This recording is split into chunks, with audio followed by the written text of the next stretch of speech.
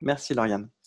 Alors, j'allais en fait oublier d'enregistrer. Premièrement, la taille de ce déterminant, bon bah c'est un déterminant de taille n. Il est de taille n. Ah, évidemment, pourquoi? Bah, là, je commence en puissance 0, ensuite je suis en puissance 1, et à la fin, je suis en puissance n-1. Donc, je compte de 0 à n-1, n. Deuxièmement, dans quel cas ce déterminant est-il nul? Eh bien, si les xi ne sont pas 2 à 2, alors si un des xi égale 1 des xj, avec i différent de j, le déterminant aura deux colonnes semblables. Le déterminant aura deux colonnes identiques, deux colonnes égales, deux colonnes identiques, et donc sera nul. Donc déjà, on a montré que dans le cas où 1 des xi est égal à 1 des xj, parce que là, alors ce n'est pas les colonnes, c'est les lignes, je me suis trompé. Il y aura deux lignes identiques. Si j'ai, par exemple, si j'ai x1 qui est égal à x2, vous voyez bien, x1 au carré va être égal à x2 au carré, x1 à la puissance n-1 sera égal à x2 à la puissance n-1. Donc la première ligne sera égale à la deuxième. Donc le déterminant sera nul. Maintenant, petit 5,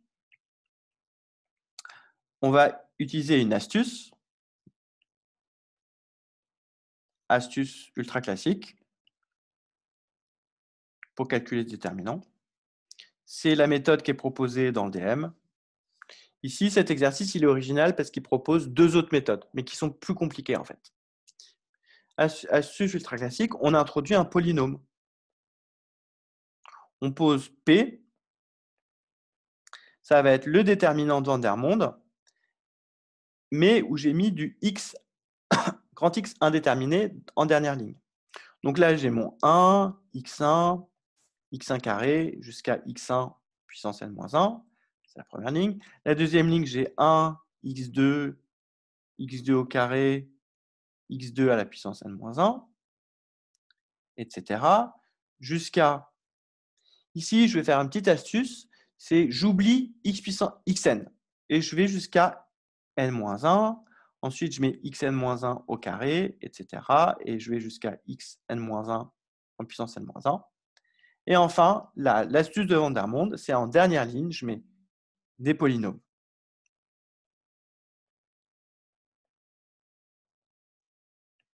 Voilà. Et en développant P,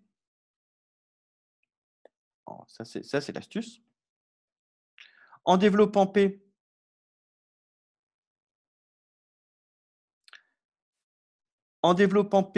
par rapport à la dernière ligne,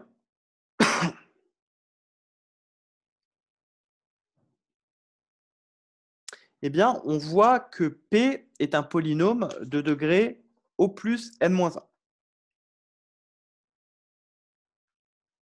On voit que le degré de P est inférieur ou égal à n-1. Et on voit aussi, d'ailleurs, les coefficients de P sont des déterminants. Là, je fais mon développement par rapport à la dernière ligne. Et donc, j'ai P qui est égal à moins 1 puissance m-1 fois le déterminant, plus x fois moins 1 puissance 1 moins x fois moins 1 puissance n-1 fois un autre déterminant, etc. On voit d'ailleurs que les coefficients de P sont des déterminants.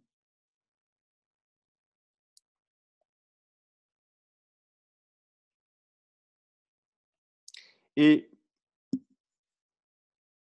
en particulier, le coefficient du devant x puissance n-1 dans P vaut le coefficient devant le terme en x puissance n-1. Ici, je développe, je supprime. Okay, je supprime cette dernière colonne. Là, je n'ai pas besoin de faire mes petites astuces de 1, 2, 3. Dans le coin en bas à droite, j'ai toujours un plus. Et donc, le coefficient qui est devant le terme en x puissance n-1, c'est la matrice, c'est le déterminant de cette matrice.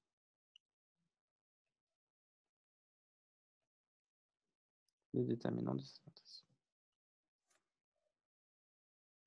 Et donc, c'est exactement le déterminant de Vandermonde de la famille x1 jusqu'à cette fois-ci xn-1.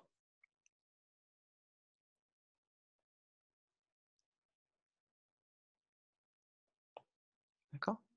Donc, je connais le coefficient devant x puissance n-1. Maintenant, on connaît aussi des racines. Ça, c'est la deuxième astuce.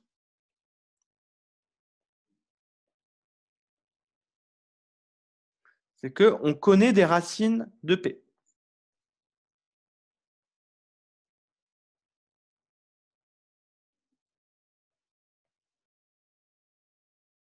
En effet,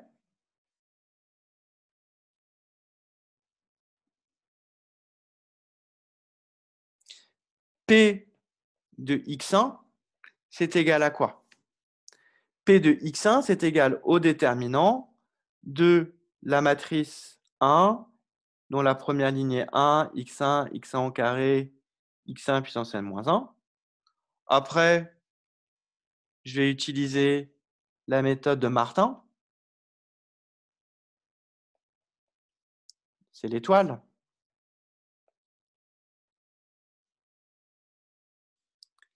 Martin, c'est l'étoile. En dernière ligne, j'obtiens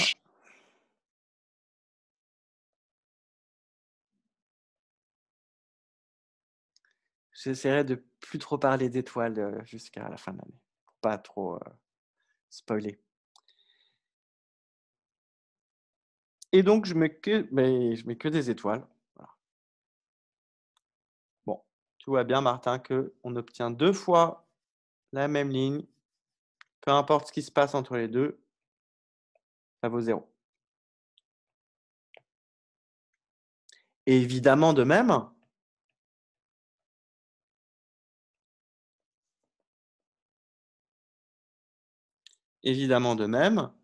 j'ai aussi P de x2, etc., jusqu'à P de xn-1, qui est égal à 0. Donc, on a trouvé n-1 racine pour P.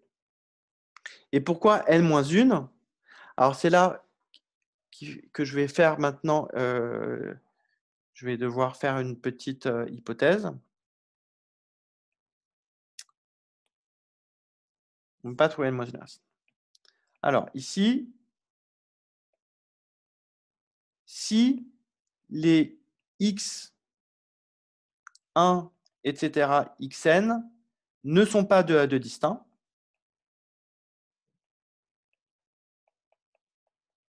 d'après la question 1,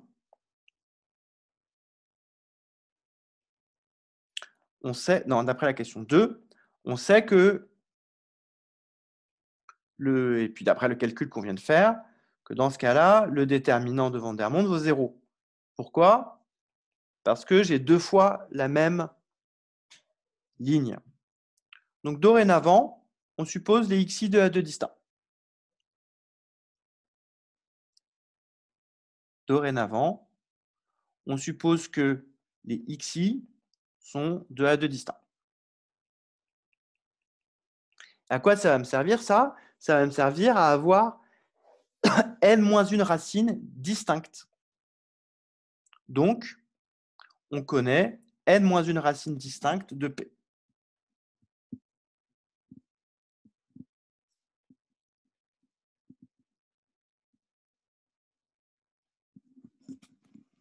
À ce moment-là, je vais faire un petit lemme ici.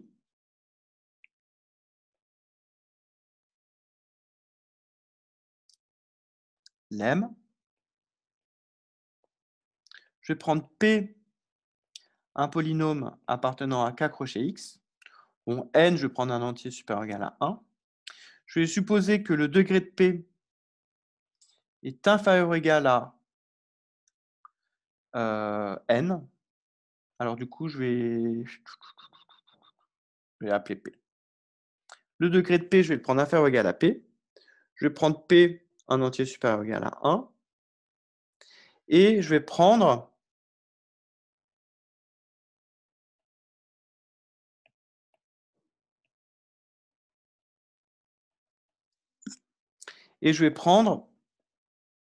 des alpha 1, etc., alpha P appartenant à K,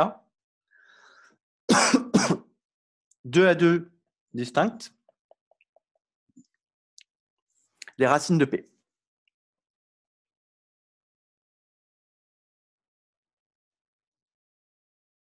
Alors,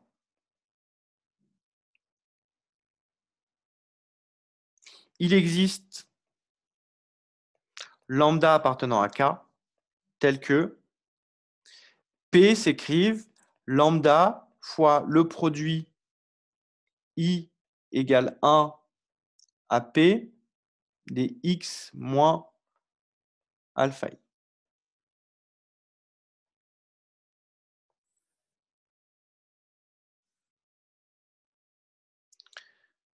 Alors, comment je peux faire pour démontrer ça? Je vais faire...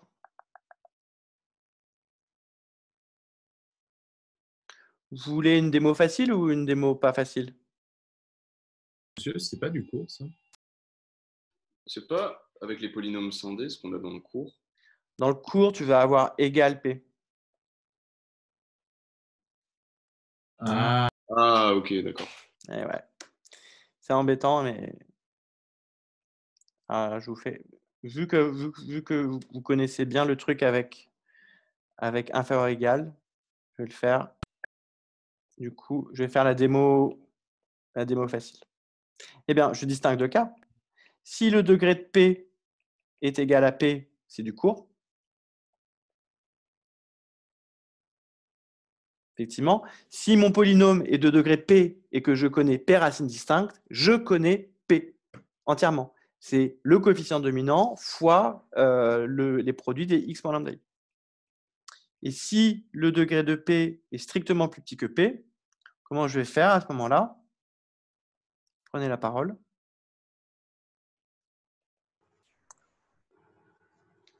Du coup, on a P égale à 0. Alors, Julien, je t'écoute. On a du coup P qui est de degré strictement inférieur à P et qui possède P racine. Ouais. Donc, d'après le radical de nullité, on a P égale 0. Et donc, Tout à en fait. posant P égale 0, ça marche. Exactement. D'après le critère radical de nullité, on a P égale 0. Et donc, lambda égale 0 convient. Un petit lemme. Et donc, j'applique ce lemme à mon polynôme. Donc, je retourne au problème.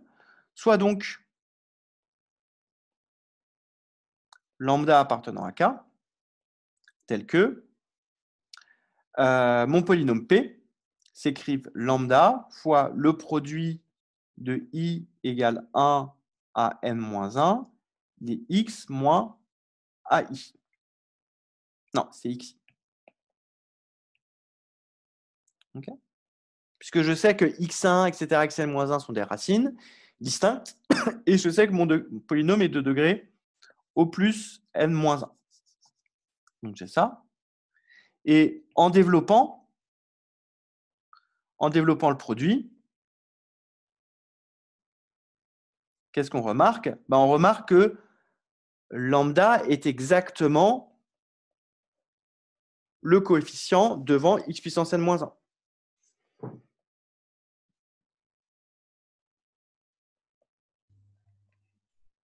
En fait, si j'étais sûr que mon polynôme est vraiment de degré n-1, je pourrais aller plus vite, parce qu'à ce moment-là, c'est le coefficient dominant, etc., etc. Vous pouvez regarder éventuellement, avec l'autre groupe, j'ai fait un peu différemment. J'ai fait une preuve un peu différente où je n'ai pas utilisé cela. En développant le produit, on obtient que lambda est exactement le coefficient devant exponentielle moins 1. Et donc, bilan, qu'est-ce qu'on obtient?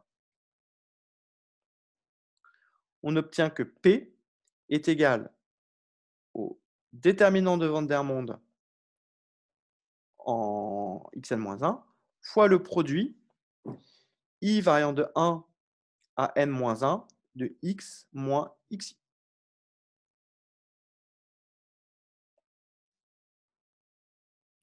Mais maintenant, qu'est-ce que c'est que P de xn?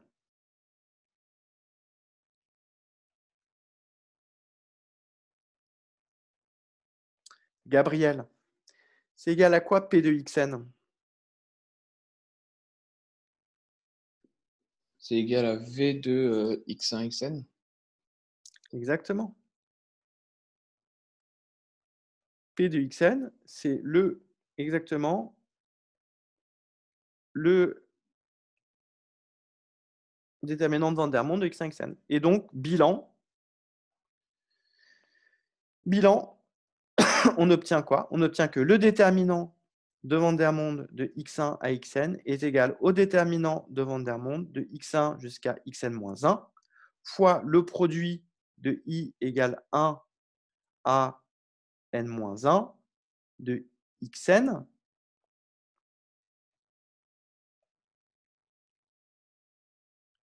de xn moins xi.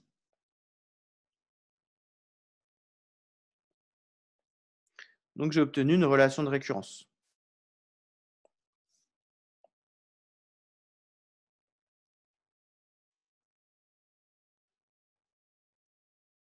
Maintenant, je vais terminer l'exercice en appliquant une dernière méthode astuce.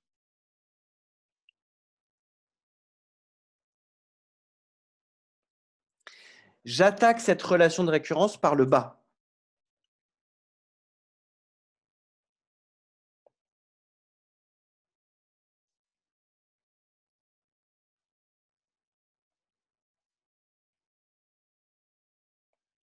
Alors, premièrement, combien vaut V de x1, x2? C'est le déterminant de 1, x1, 1, x2. C'est donc égal à x2 moins x1. Facile. Deuxièmement, combien vaut V de x1, x2, x3? Eh bien, j'utilise la relation étoile.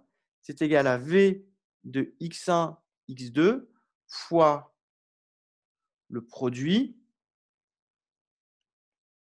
i variant de 1 à 2 de x3 moins xi. C'est-à-dire, ça me fait x2 moins x1. Et ensuite, le terme que j'ai rajouté, ça me fait du x3 moins x1 fois x3 moins x2. Maintenant, troisièmement, allez, dans 2 minutes, j'ai terminé. Excusez-moi d'avoir dépassé. x4 maintenant, eh bien, c'est égal à, je recopie, x2 moins x1. Ensuite, qu'est-ce que j'ai? x3 moins x1, x3 moins x2. Et qu'est-ce que je vais faire apparaître maintenant ici? Je vais faire apparaître le produit des x4 moins les précédents. Ça vient d'où? C'est cette formule. Okay. Appliqué, au lieu de le prendre pour n, ici, je prends n égale 4. Et donc, ça me fait fois x4 moins x3, x4 moins x2, x4 moins x1. Et maintenant, on va terminer par la formule générale. Bilan. Bon, bah, vous avez bien compris ce qui se passe. là, maintenant qu'on a la formule, on pourrait la démontrer par récurrence à l'aide de la relation de récurrence. Le plus important, c'est de l'avoir. Ça va faire, eh bien, je vais faire le produit. Alors, regardez, 4. Là, j'ai 4. Là, j'ai 2. Là, j'ai 3. Et là, j'ai 4. Donc, c'est le produit I variant de 1 à n. Et ensuite, pour chacun, j'ai un produit. Là, par exemple, ensuite, j'ai… Alors là, j'ai commencé à 3. J'aurais plutôt dû commencer à 1 pour rendre les choses plus claires. x4 moins x1, x4 moins x2, x4 moins x3. Okay. Et donc, 1, 2, 3. Là, j'ai 1, 2. Donc, finalement, c'est fois le produit pour j variant de 1, je m'arrête à i moins 1. 2, à chaque fois, c'est mon xi. Et je lui soustrais les xj qui sont en dessous.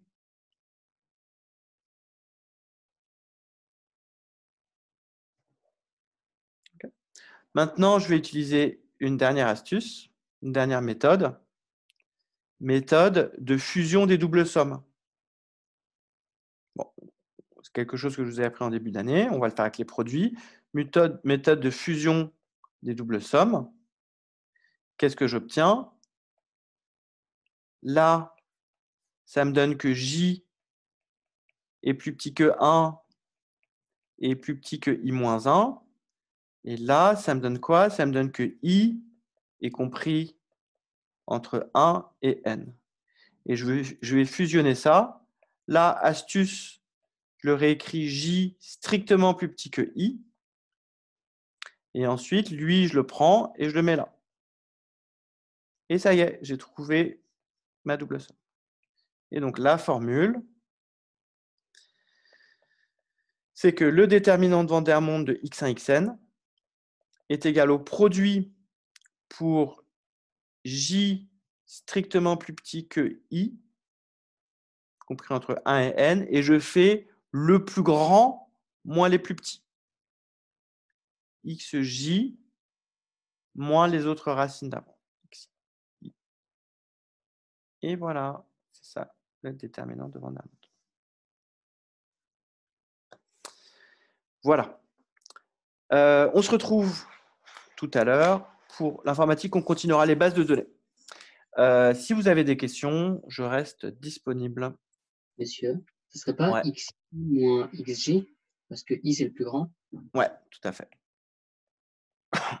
Merci, Martin. xi moins xj. Le plus grand moins le plus petit. Souvent, on l'écrit. Là, j'ai mal choisi mes indices. Souvent, dans le produit, on dit j strictement plus grand que i, ce qui est assez naturel puisque c'est une lettre qui vient après dans l'alphabet. Voilà. Lucie, Chloé, vous avez la main levée. Vous avez des questions? Non, pardon. Non, c'est pas grave. Donc, je reste disponible si vous avez des questions. N'hésitez pas sur d'autres exercices. Martin, je t'écoute. Non, excusez-moi, j'ai laissé ma main allumée. D'accord. Tu as laissé ta main allumée? Que j'allais dire. Ok. Bon, l'autre fois, j'ai vu passer Mathis. C'était quoi ce truc-là? Un bateau, là. Un bateau en papier géant? Ah oui, c'est Vincent qui avait fait ça, je sais pas où il est. Ah ouais?